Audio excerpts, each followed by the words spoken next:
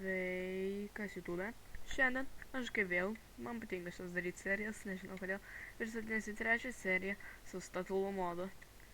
Pirma serija buvo su Team Craft, tiksliau, realiai pakeitė, jeigu nematėte kaip atrodė, peržiūrėkite.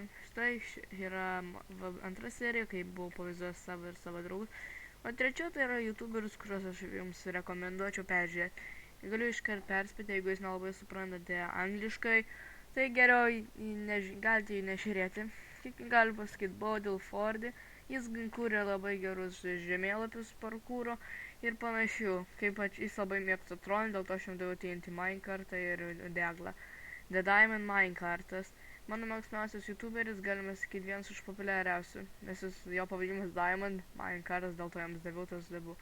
Jis turi Furious Destroyer arba Popular mamos. YouTuberis neseniai gavęs 1 milijoną subscriberių, visai įdomus jo kanalas. Peržiūrėkit, jis daro daug visokių survivalų ir modo pristatymų. Saplingas, vienas iš geriausių Redstone Minecrafterių. Jis turi Mario skiną, kaip matote. Ir aš esu gerai. Ši čia yra Mambo Jumbo.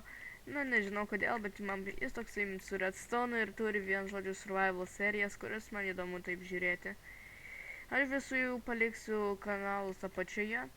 Ir jeigu jums patiko šitas trumpas video, prašom palikite laiką. Ir jeigu galite pasubscribinti daugiau dėl statulų video. Ir aš jūs pamatysiu kitą kartą. Ate.